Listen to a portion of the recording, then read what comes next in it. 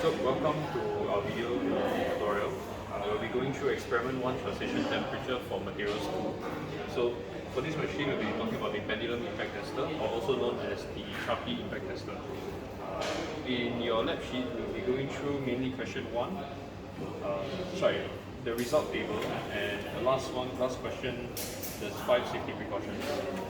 So there will be 4 specific specimens that you guys will be doing, all of which will have different testing temperatures, and from the testing temperature itself you'll be gathering data using this machine to fill in the energy absorbed, and later I'll be explaining the percentage brittle fracture. So from moving on, you're going to understand first for the Charpy impact tester, the hammer is suspended at an angle, and currently we'll be using 300 joules for its max energy or impact energy. Even though for this machine itself the highest is 450 joules. So we have 2 ways of checking for the impact energy. Firstly we'll be analog, and we have a digital. Essentially we'll be using the analog mainly to find out our first raw data, and we'll be using the knob itself to reset every time after every test. The digital is used to confirm your exact energy absorbed as a way of confirming your suspicions. So the first things first for this test is you need to make sure for your first safety requirement you need to use safety tongs. So this is the specimen that we'll be using, a mild steel specimen. Then there will be a V-notch in the middle. So what we're doing is Charpy, so we're not doing isot. What does that mean? It just means that it will be supported at 2 ends instead of 1 end, and the hammer will be swung away from the V-notch. So from the safety tongs perspective, you want to hold the V-notch like this, in this angle. So from here on out, we'll be moving on to here. So when you open the door, you can see here that there's a center pin in the middle. Okay. So there'll be a center pin right here, if you can try and see. Yep. Okay, so at all costs, try to make sure that your hand is not inside the enclosure at all. So from here, use the safety tong, right, to push it in right here. So from here you can see that the center pin is around the V-notch, as you can see from here. Yeah, so from there that means it's ready. So from here you need to close the enclosure. Make sure both lights are lit. That's number 1. Number 2, second check is make sure that your knob is reset back to the original position. So it's done already. So from here on out, you can either press one of the 2 buttons, either the green start button or the blue button. I'll press the green button up. So your switch is going to hit, and as you can see, the first thing we're going to check is this the analog. As you can see, the data here has been changed. So what you want to see is, because we're using 300 joules for this test, you want to see the second line here. So there'll be 0, 20. So around here should be about 39.5 or something like that, along the line. So then from here you want to double check from your digital display here. As you can see, it is 38.46. So yeah, so this will be your first data for your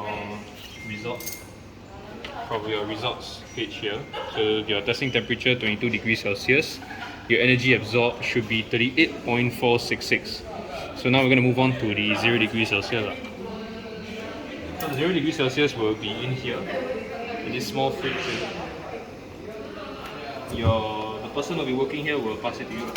But essentially speed is the most important factor here.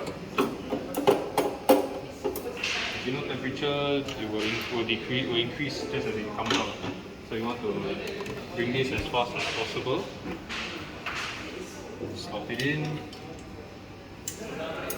Once ready, close. Press the button. So it's going to hit the next one. So same thing. As you can see, one issue that we had was we forgot to reset the analog. So this one problem you have to learn. another problem is we have to remember to the next one. Of course, luckily we have the digital. So digital reads about 13 joules for our 0 degrees Celsius test piece. But remember, so what you have to do every time after a test, once you're ready to move on, push on the dial and reset it back to its original position. So once it's like this, you're ready. So right now, next one I'm going to do is the negative 40 degrees Celsius. This one, at all costs, make sure your hand does not touch the specimen. Need to make sure you're using the safety tongs.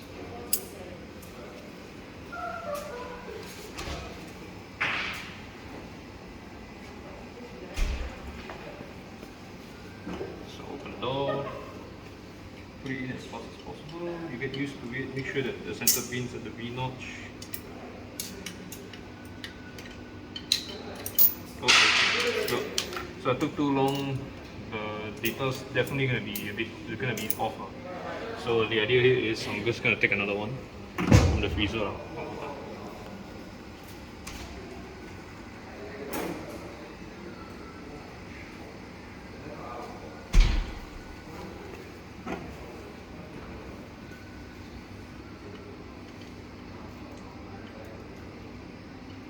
Okay, so it's ready. Close.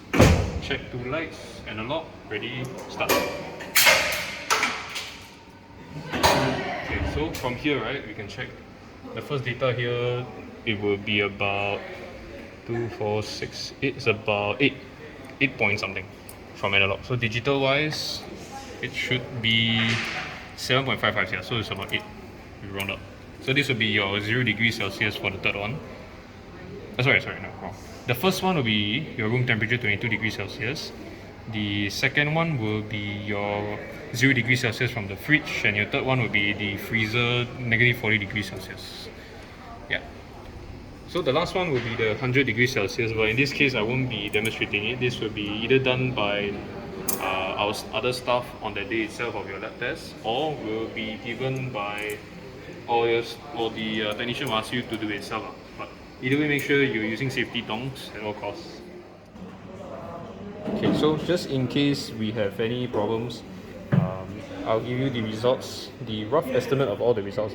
So in this case, the testing temperature, you will have, let's say I'm going to put from coldest to warmest. Let's say first one will be negative 40 degrees, second one will be 0 degrees, third one should be room temperature, so it's about 22 degrees Celsius. Your fourth one should be 100 degrees Celsius.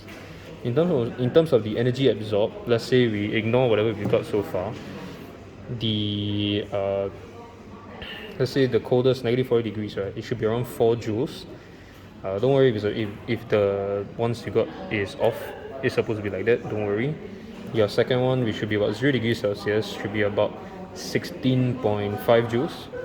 Then your room temperature, 22 degrees Celsius, should be around 30 joules. And your fourth one, which is your hottest, should be around 109 joules. Yeah. So then we move on to the back. The list 5 safety precautions. So the first one I mentioned previously was use safety tongs to hold the specimen. Then the second one, no matter what, you have to be careful when handling the hot and cold samples. And your third one will be wear long pants and covered shoes, in other words, proper attire and footwear in the lab. Then your fourth one should be turn off the machine when there's a malfunction and call maintenance for support. And the fifth and the most important one is no horseplay in lab. In other words, stop messing around. Okay.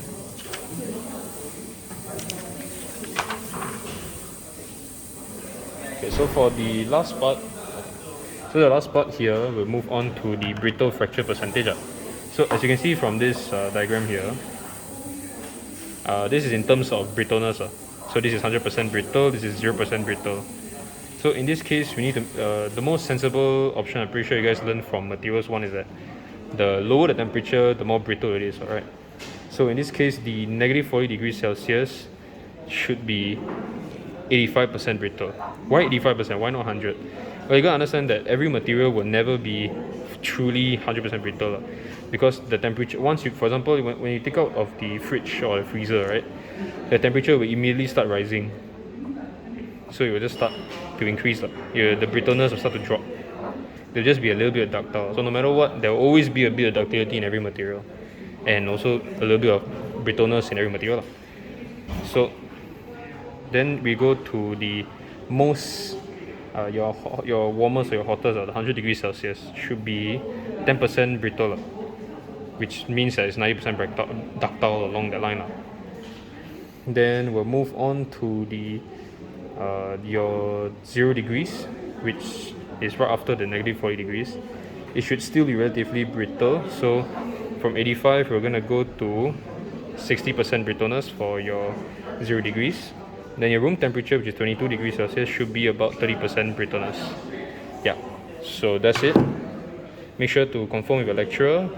You'll be using the result table here to draw a graph. That one will be gone through with your lecturer. The rest should be done by yourself. So that's it.